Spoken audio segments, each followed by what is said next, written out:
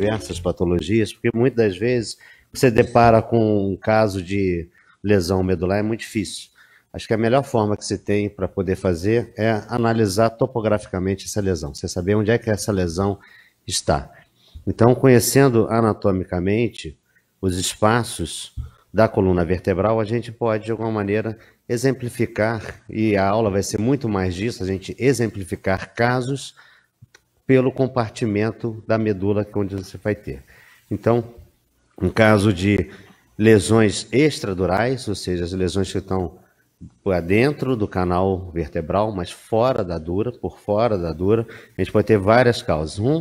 Pegando o gancho da aula do Bruno, questões relacionadas a trauma, que é um hematoma epidural, esse aspecto que pode ser biconvexo, ou então um borramento da gordura, tá? Esse aqui é um outro caso que a gente já viu anteriormente, um caso extenso ontem, um caso de dengue hemorrágica. Aqui um outro caso de dengue hemorrágica também mostrando o hematoma epidural. Então vale ressaltar a avaliação topográfica, onde a identificação da dura está empurrada para frente, o sinal espontâneo e heterogêneo em T1 e em T2, e o aspecto convexo, fazendo a compressão externa por fora da alteração. Pela pergunta do Pablo, a gente tem aí a questão do abscesso epidural, também por fora da dura, que a dura está espessada, então você vê que está por fora. Há um hipersinal em T2, hipossinal, captação periférica de contraste. A difusão ela pode ajudar nesses casos. Como complicação de espondilodicite, você tem um extravasamento e com isso um abscesso epidural. Aqui mais um outro caso, eles são bastante semelhantes, né? A identificação rotineira te leva a um diagnóstico presuntivo e certas vezes você lança a mão de técnicas como propriamente a difusão. Difusão em coluna é difícil de se realizar na prática, no dia a dia, principalmente na coluna dorsal, você tem muito movimento, isso é bastante difícil. Não se sintam frustrados se eles não conseguirem. Independente de máquina ou coisa parecida, é difícil essa reprodutibilidade. Linfoma epidural, e falando de tumores epidurais, o linfoma é um grande player dentro desse tipo de acometimento, e da mesma maneira que você tem acometimento encefálico no sistema nervoso central, você vê a dura refletida, aqui o líquor bem visto, a medula bem vista, então a lesão é muito fora, né? É extradural. Baixo sinal em T2, pouco de captação de contraste. Você vê que aqui você tem uma infiltração nas partes móveis que pode dar um indício. A difusão ela pode ajudar tendo difusão restrita também. Então, são causas comuns, geralmente secundárias, e a metástase sempre entra como um principal agente nesse sentido. A semiologia radiológica ela dá muita informação, então às vezes é fácil fazer o diagnóstico, se você entender a semiologia diagnóstica e aplicar as técnicas determinadas no exame propriamente dito. Então, quando você primeiro avalia essa sequência, esse exame, você tem um T2, líquor, a medula, o líquor e a dura. Então, a lesão é extradural.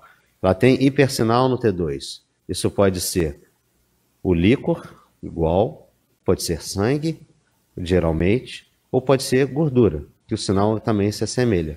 Você faz a sequência em T1, ele permanece com hipersinal em T1.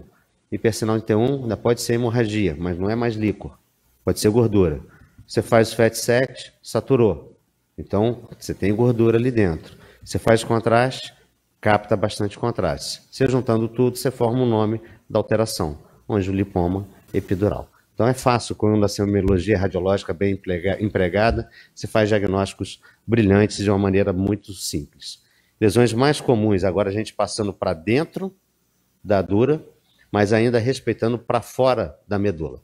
Então a gente sai do compartimento extradural para intradural, extramedular. A lesão mais comum é o meningioma. E o meningioma ele pode ter vários tipos de aspecto, caracterização, ele se assemelha com baixo sinal em T2, captação franca de contraste, a presença da dura espessada e com impregnação de contraste pode te auxiliar, não é excludente e muito menos presente em todos os casos de meningioma, mas deve ser levado em consideração. Outra possibilidade é o cisto aracnoideu. Da mesma maneira, o cisto aracnoideu ele pode se portar tanto extradural como intradural também. Indícios, e quando muito grandes, é de difícil caracterização, mas lembrar sempre em consideração que há uma compressão extrínseca dessa medula, com sofrimento, deslocamento posterior. Você vê que tem esses encostes, mostrando pelo artefatos e também pela pressão de pulsação do líquor em cima dessas vértebras, fazendo um tipo de remodelamento. Disseminação neoplásica leptomeníngea, a gente está falando das meninges como um todo que estão afetadas pela essa disseminação neoplásica. Elas podem ser vistas no corte longitudinal sagital em toda a extensão da medula ou partes dela. Não quer dizer que um tumor de fossa posterior você tem que ver por contiguidade em relação à medula mais próxima, mas também sempre analisar a região de cone, porque as células neoplásicas, de alguma maneira, elas podem respeitar a questão gravitacional e se posicionar, sedimentar mais a nível do cone medular. Aqui um acometimento mais circunscrito em ponta de lápis, que pode ser irregular também. Paciente com meduloblastoma, que a gente está vendo aqui, a fase inicial de contraste, mostrando a captação de contraste na fossa posterior, as áreas de captação de contraste, que podem ser irregulares, captações nodulares e também mais inferiormente na cauda equina. Um caso de literatura, mostrando também acometimento meníngeo, onde o que chama atenção em ponta de lápis há uma área de hipossinal extenso que recobre todas essas meninges, tanto a nível cervical como também de fossa posterior, num plano axial mostrando esse hipossinal que caracteriza depósito de siderina, sendo uma siderose superficial por hematomas repetitivos que pode estar associada às vezes de trauma. Isso em criança é um indicador para alteração relacionada a traumas em crianças, alterações traumáticas não intencionais, né? Outra alteração que pode ter é justamente esse espessamento difuso dessa paciente. Você vê que a meninge está bastante espessada, fazendo compressão e dando uma clínica compressiva. Isso tem um nome, isso é um tumor miofibroblástico inflamatório meníngeo. Isso tem que ser levado em consideração no diagnóstico diferencial, caso da literatura, mostrando como tem um aspecto bastante semelhante ao que a gente trouxe aqui do caso que a gente avaliou. Em relação às raízes nervosas, as alterações mais comuns que a gente tem são os tumores das raízes nervosas em qualquer localização, qualquer predileção, que são chamados os schwannomas. Os schwannomas, ele pode estar dentro de um contexto onde está associado com outros meningiomas que a gente conhece bem, que é a neurofibromatose do tipo 2. A gente teve um caso bastante interessante, que foi esse que mostrou num paciente com essas lesões a nível da cauda equina, captando contrastes semelhantes a de schwannomas. Foi feita a análise da fossa posterior, falou, schwannoma bilateral, ótimo, neurofibromatose tipo 2. Esse paciente depois voltou com o tratamento e estava só sendo um pedido, acompanhamento. Aí foi feito, cadê schwannoma? Sumiu. Ele não teve cirurgia, porque você está vendo o nervo. Aí você busca a história clínica, esse paciente, na verdade, tinha um tumor de pulmão. Então, tudo aquilo era metástase de tumores pulmonares. Então, um tumor pulmonar. Então, lembrar sempre que da questão da história, ela pode te enganar. E a gente vai, claro, falar, isso aí eu já sei, né? Neurofibromatose, pode tirar foto. Não, não era. Então, a história clínica, se não tiver, não adianta, não dá para fazer diagnóstico. De nada. Carcinomatose, leptomeninge, o aspecto é bastante semelhante, raízes espessadas, captantes de contraste. E, mais uma vez, a questão semiológica, radiológica, para a gente colocar sempre do nosso lado. Avaliar e ver o que a informação está nos dando. Então, vamos lá. São lesões múltiplas, você fala, isso aí eu já sei, é schwannoma. Vi uma aula lá, o cara falou que era schwannoma, já sei o diagnóstico, neurofibromatose. Vamos com calma. Baixo sinal no T2. Isso aqui é um T1 sem contraste. Você já vê que tem um pouquinho de hipersinal. T1 FET7 sem contraste. T1 FET7 sem contraste. Bastante hipersinal. Hipersinal em T1, hipossinal em T2. Aí já começa a estreitar e a gente começar a pensar em certas patologias.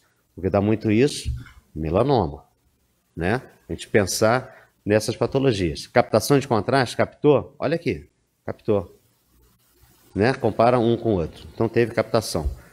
Foi lá para cima, o que esse paciente tinha? Ficou aqui na frente, né? Então tem um... Deixa eu ver se eu consigo tirar aqui rapidinho, só para a gente ver. Então é um melanoma meníngeo primário, com disseminação leptomeníngea, que de certa forma a gente consegue fazer esse diagnóstico, né? É uma lesão extraaxial no ângulo ponto cerebelar, com baixo sinal em T2, hipersinal em T1, com captação de contraste. Isso é melanoma. Está na meninge. Isso não é meningioma. Com disseminação, você faz o diagnóstico. Então, de certa forma, é um diagnóstico diferencial de melanocitose meninge. Às vezes é muito difícil fazer esse diagnóstico diferencial, mas nós somos capazes de dizer, olha, isso é com formação melanoma, isso tem componente extramedular e também extraaxial. Então a gente consegue fazer esse tipo de abordagem. Polineuropatia por CMV, você vê que as raízes nervosas estão bastante espessadas, captantes de contraste. Esse é um caso que eu poderia ter colocado aqui como sendo disseminação neoplásica e falado para vocês que seria isso, como poderia ter falado com qualquer outra coisa. A informação é, se não tiver a questão clínica paralela, a informação que você tem que fazer, a gente estava vindo no carro que eu estava conversando com o Bruno justamente sobre isso, ele falou, olha, isso pode ser compatível com Guillain-Barré. Quer dizer o quê? O compatível não quer dizer que seja Guillain-Barré, é que o aspecto de imagem ela se encaixa no diagnóstico de Guillain-Barré, se encaixa no diagnóstico de infecção, se encaixa no diagnóstico de alteração de disseminação leptomeníngea neoplásica. A informação que você vai trazer junto da clínica e dados laboratoriais é que vão estreitar essa questão de diagnóstico. Aí fica fácil. Ah, tem PCR positivo para CMV. Pode ser isso? Pode. Então você está dentro de um mesmo conjunto, desde uma família, e você consegue fazer o diagnóstico. Aí ele bateu com a cabeça lá. Isso pode ser hematoma que está realçando a raiz? Não, isso não pode. Isso deve ser outra coisa, a gente tem que aprofundar a questão diagnóstica. Dependendo da forma como isso aparece, você consegue estreitar o diagnóstico diferencial e, com isso, categorizar em certos grupos de diagnóstico, estreitar. Isso facilita a abordagem clínica, né? Paciente com HIV positivo, com acometimento preferencial de raízes dorsais sensitivas, tem que se levar com o diagnóstico diferencial sífilis, né? É diferente o acometimento quando a gente tem, por exemplo, da síndrome de Guillain-Barré, onde há o envolvimento preferencial de raízes ventrais, motoras, classicamente dito na síndrome de Guillain-Barré, não Zika, como a gente viu, porque Zika ele dá uma alteração mais difusa. Alterações relacionadas à vacinação, como o Sabin, da mesma maneira, você tem acometimento preferencial de raízes ventrais e também, às vezes, de captação de contraste de ponta anterior, como nesse caso de mielite pós-infecciosa, com acometimento também de raízes ventrais. Saber que, em relação à vacinação, pólio é mais comum, mas pode acontecer de forma mais rara em outros tipos de vacina, como tétano, hepatite B e também varicela. Radiculite química, no caso do Lázaro, mostrando esse mesmo aspecto. Essa paciente ela foi submetida a uma raquianestesia por um parto, depois não recuperou o movimento da perna, foi feito o exame de ressonância mostrando que teve uma radiculite química devido ao processo anestésico. Então, lembrar dessas possibilidades é o que possibilita a gente chegar a certos tipos de diagnóstico. Mas quando você tem um espessamento difuso dessas raízes com captação de contraste, essa doença Charcot-Marie-Tooth, ela entra como um diagnóstico diferencial nesse tipo de abordagem. E o que chama a atenção é justamente isso. São raízes bastante espessadas com captação difusa de contraste.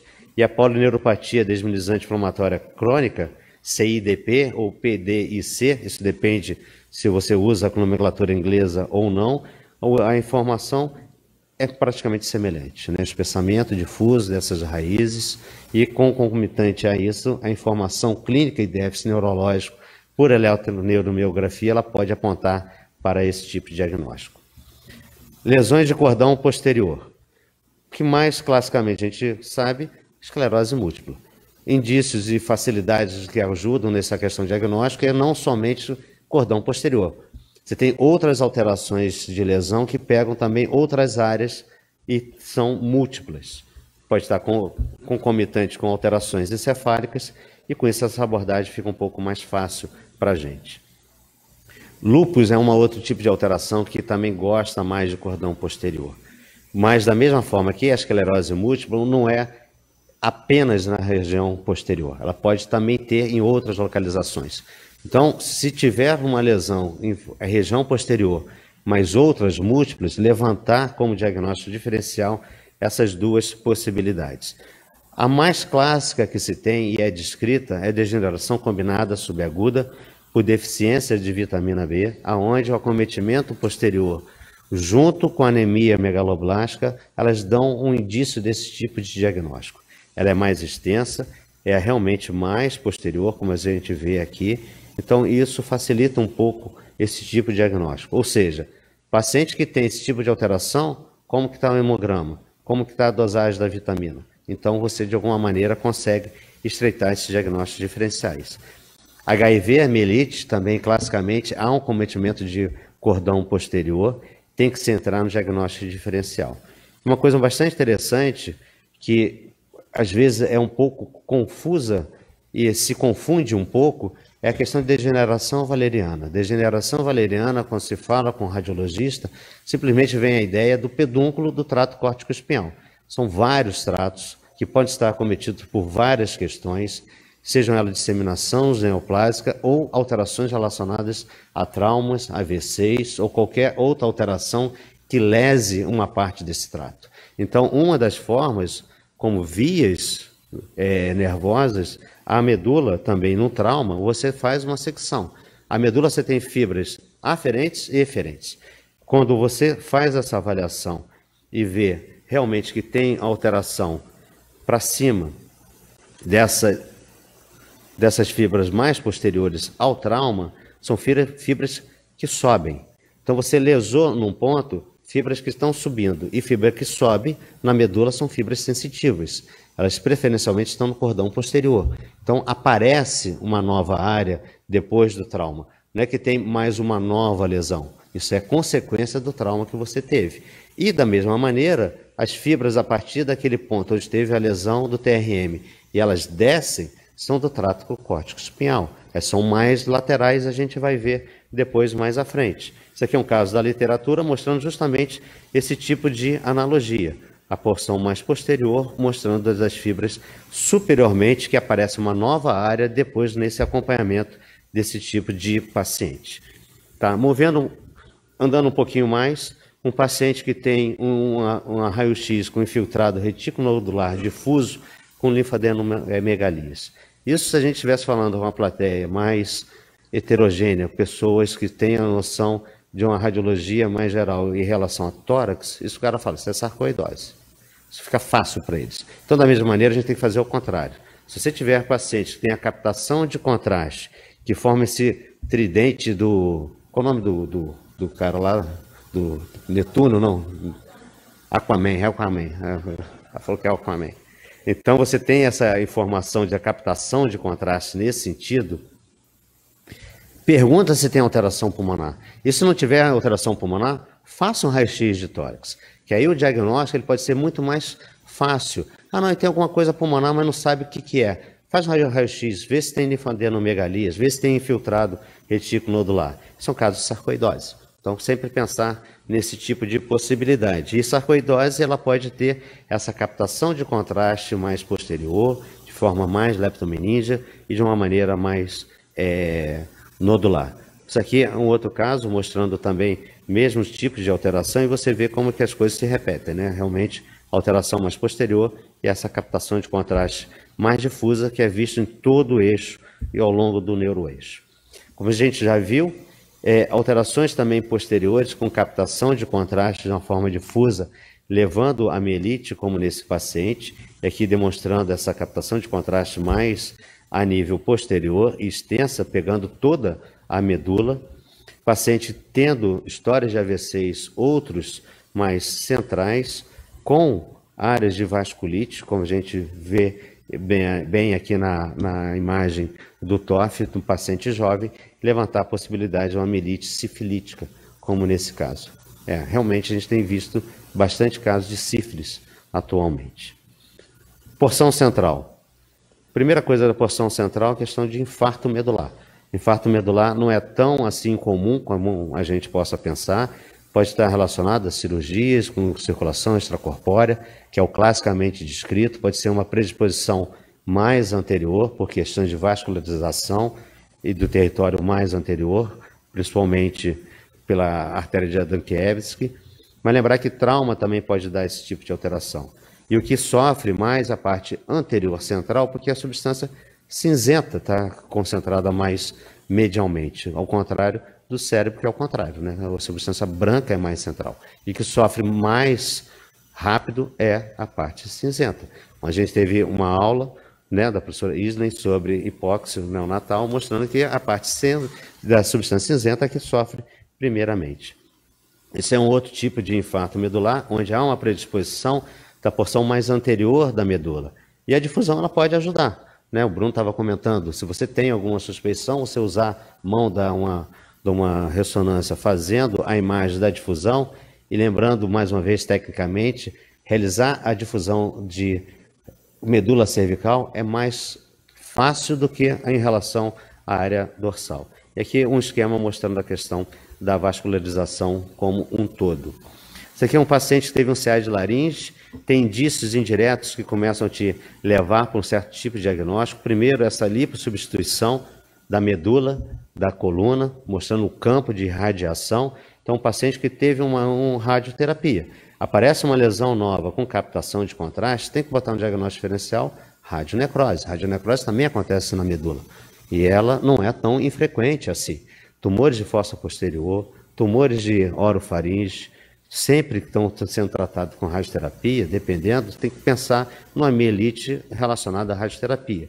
Esse aqui é outro caso, paciente que tinha um condrosarcoma ósseo a nível de C1 e C2, no acompanhamento ele passa a apresentar uma área de captação de contraste medular, não se confundir com metástase, não se confundir com até uma infecção que pode acontecer nesse paciente, dependendo do grau de imunidade pelo tratamento, mas se levar em consideração a possibilidade de uma mielite pós-radioterapia. Isso aqui é um caso bastante interessante desse paciente, que ele tinha uma lesão intramedular, que tinha baixo sinal no T2, captava contraste, esse paciente tinha difusão restrita dessa lesão e um pico de colina. Então, se eu tirasse da medula, botasse no cérebro e falasse com vocês, olha, tem uma lesão, tem baixo sinal no T2, ela capta bem o contraste de uma forma homogênea, tem difusão restrita. Linfoma.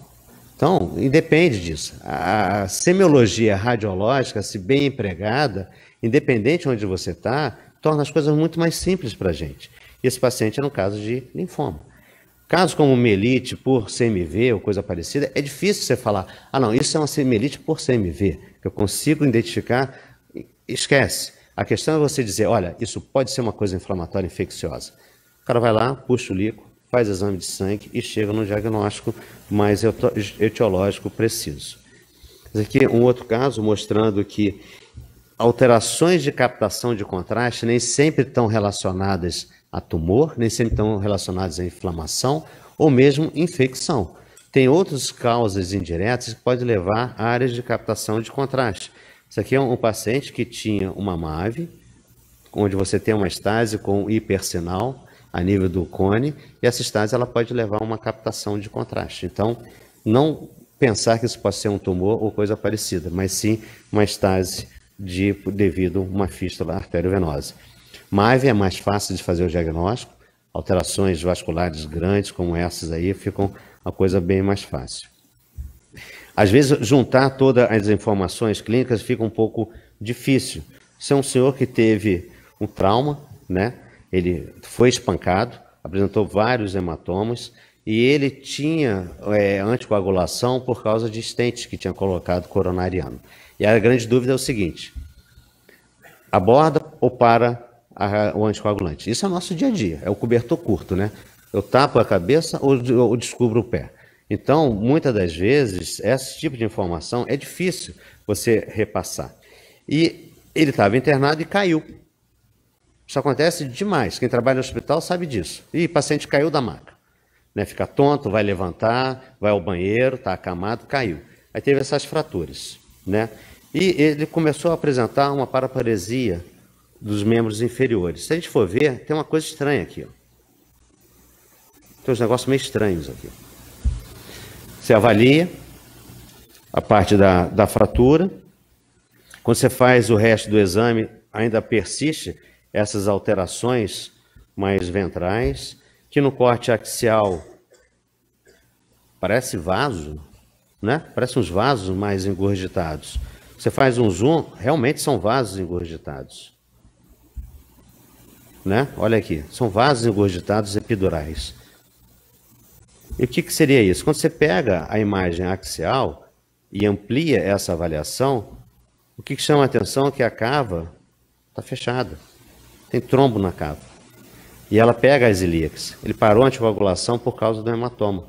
Então ele fez uma trombose de cava com veias ilíacas. Olha aqui. Tinha colocado, por sorte, um filtro de veia cava inferior. Fez a trombose total e, na verdade, você tem uma hiperplasia do plexo sacral epidural, fazendo uma compressão extrínseca com esse tipo de alteração. Aí você, poxa, fiz um diagnóstico brilhante. Tem vários descritos na literatura. Tem várias causas, porque isso é uma coisa frequente. É um tipo de situação que você se depara no dia a dia. Hematoma com alteração em relação a parar ou não um anticoagulante. E com isso você tem aí algumas alterações. Dá para seguir, Pablo? Então vamos lá, só para a gente finalizar, está faltando um pouco, falar em conjunto da parte lateral e também da porção anterior. Traumatismo com degeneração valeriana, trato córtico espinhal para baixo, as duas pontas que aparecem, né, parece um olho de coruja, aqui o mesmo esquema. Um outro caso mostrando acima a degeneração das vias aferentes sensitivas posteriores. Abaixo, esses dois olhinhos mais laterais da coruja, mostrando a degeneração do trato córtico espinhal. O caso do professor Maurício Castilho, mostrando que pacientes jovens que às vezes têm déficits motores unilaterais assimétricos por compressão, muito mais com postura de flexão do pescoço. Isso foi descrito inicialmente em pacientes asiáticos, onde você faz uma compressão e com isso leva a uma pseudo-isquemia com alteração e atrofia da ponta anterior. Isso é chamado de doença de Hirayama. Isso a gente tem visto poucos casos, isso é muito infrequente, mas geralmente o que se vê é um engurgitamento. Isso aqui é uma área de captação de contraste dessas regiões posteriores, não se sabe bem ao certo qual que é a fisiopatologia relacionada a isso. Você tem um engurgitamento dessas regiões, ela comprime e desloca a medula para frente, ela comprime com a parte posterior do osso, né, do corpo vertebral. Um outro caso de literatura mostrando que se tem um hipersinal marcado nessa ponta anterior com essa assimetria, paciente que tem realmente déficit. Você estuda a parte de plexo braquial e não tem nada no plexo braquial. Então, lembrar, às vezes, dessa possibilidade diagnóstica. O caso que a gente já viu da mielite pós-vacinação, com alteração a nível de ponta anterior, bilateral, com captação de contraste. Isso aqui é um outro paciente mostrando que quando você tem uma área de compressão, você pode ter uma área de captação de contraste secundária a uma doença discostofitária, e você, abaixo dessa compressão, você pode ter uma área de captação de contraste. A analogia ela pode ser trazida da questão da fístula, como a gente viu. Na verdade, você tem uma compressão com estase, e com isso você tem uma área de captação de contraste, que não deve ser confundida com tumor, porque muitas vezes uma área de captação de contraste com edema, você fala, ah, não, esse é tumor. lembrar dessa possibilidade. Também não confundir todo tumor pensando que possa ser alteração relacionada a esse tipo de alteração. Ótimo, então, só para a gente finalizar, acho que foi um pouco corrido, mas acho que é para dar justamente essa ideia inicial, que o principal é você saber aonde que você está na medula. Você sabendo onde que você está na medula, ela vai facilitar demais qual o tipo de lesão, porque você consegue estreitar. Veja características de sinal da lesão, como que é no T1, como que é no T2, como que ela se comporta, qual sequência você pode lançar, faz um FET7, injeta ou não, faz uma difusão, tá? E se existe também outras alterações relacionadas, clínicas principalmente, isso vai ajudar demais. Conversar com o paciente, sugerir outros exames, alterações relacionadas à região posterior, raio-x de tórax e por aí vai. Né? História clínica e dado laboratorial é muito importante. Né? E associação com outras alterações sistêmicas, doenças sistêmicas com expressão clínica a nível da medula. Com esse slide eu agradeço, me despeço de vocês, foi a última apresentação. Agradecer ao Pablo, a esposa dele, que realmente aguentar o Pablo aí nesses últimos dias deve ter sido desafiador, né? Acho que a recepção aqui de Fortaleza é ótima. Acho que eu sou mais cearense do que o Pablo hoje em dia. E com certeza agradecer a vocês por estarem aqui conosco, tá? Muito obrigado.